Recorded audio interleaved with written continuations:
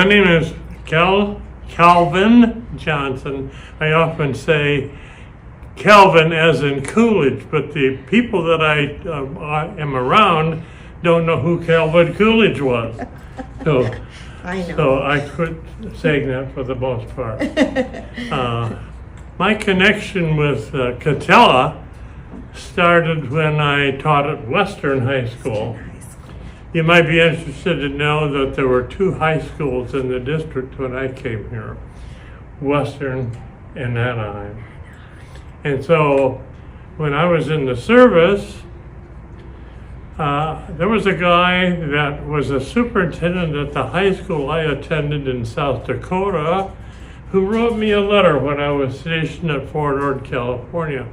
And he asked me if I was interested in teaching in California. So I ended up at Western.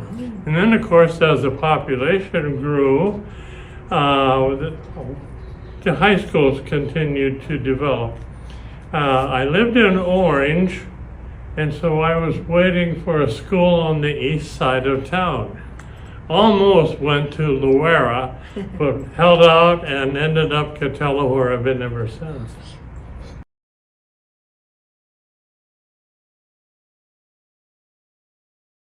What did you teach?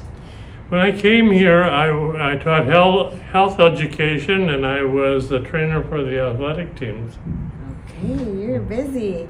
I know you mentioned some of our teachers were in your class. Yeah, I remember Dave Wilson in the we did sophomores health at that time. Oh, okay. And ninth graders were not in the high school. They were still at South. Oh. I don't think the ninth graders came to the high school until somewhere in the early 80s.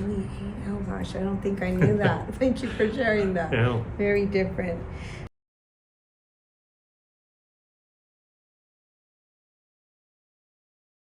Can you share what are some of your most cherished memories in your time here at Katella?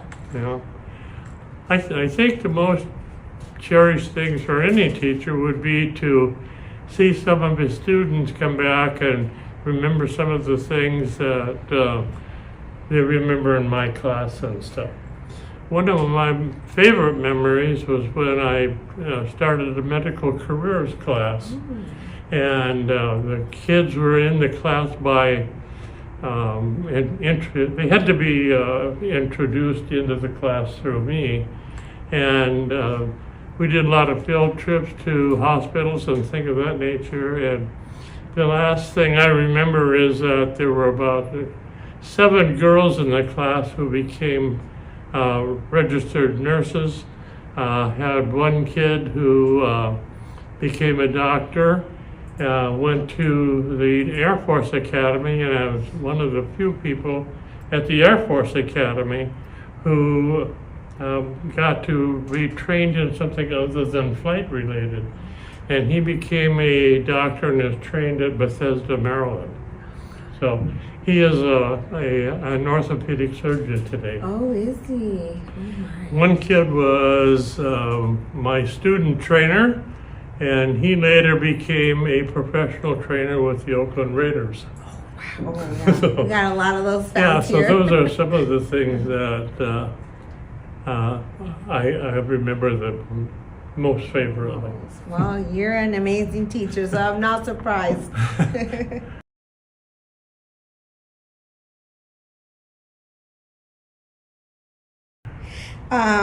What advice would you give our teachers? I think they need to use their subjects more to get their kids adapted to what life is going to be like. I think too many teachers, and probably just naturally, tend to center too much on their subject.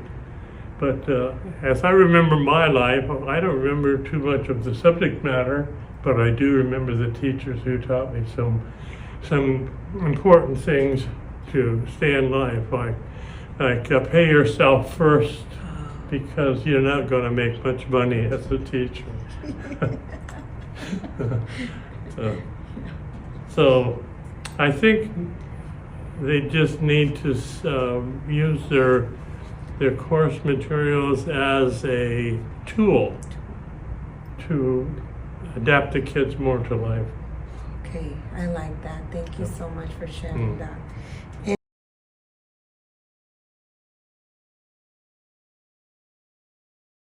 And what advice would you give to today's students?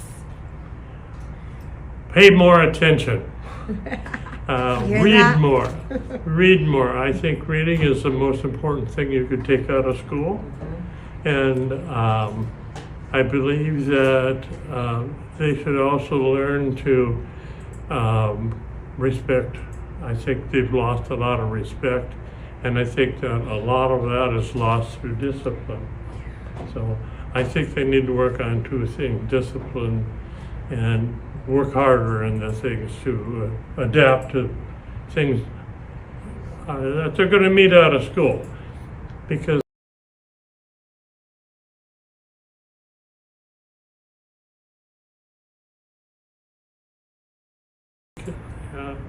high schools are misnamed. They should be called preparation or prep schools, because the way things are going now, you can be prepared to go to college, you can be prepared to go into a business that your family may be in, and I think it prepares you more so than a high school.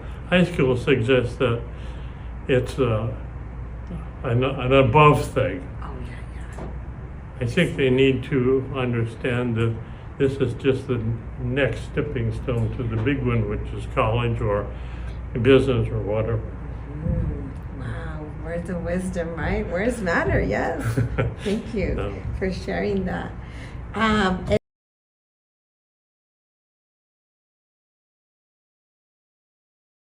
then lastly, anything else you want to share or touch upon that we didn't cover? No, I just think that myself, I keep coming because I still think I can make a difference, and with the kids, maybe with the teachers, because I've come back from a long way, and I can share some of the things that I think can be useful for the people today. Yeah. I just think that we need more discipline. And I think that we need to use our talents as teachers to guide them into more things outside. I think the classes are just a tool in high school that can prepare the kids better for whatever they're going to do. Yeah, it makes sense. Well, thank you so much, Mr. Johnson. So you're welcome. And like I say, I'm going to keep going until I can't anymore, like an old car. So, well, we are blessed to have you. So it's such a joy to some see guys play golf and some guys travel. I come to Catella. I know. And it's the only school. Yeah. The only school you go to? Yeah. I was the third person that was hired to come to Catella. Third person, imagine. The other two have passed on, and so I like to say I'm the person that has been to Catella as a faculty person longer than anyone on the planet. Ain't that the truth? Yeah, you're right. Yeah. It's a technical thing because the day they were hiring, I suppose they hired 5 or 6. But Jim Macklin was the first principal, John Wallen was the first athletic director, and then I was hired after those two. I remember too, yeah, because you're important. They knew you were going to do big things here. Anyway. Yeah. Well, thank you, Mr. Johnson. You're a blessing to us, and thank you for sharing your words of wisdom with our community. Thank you. I hope it could help something. Yes, definitely.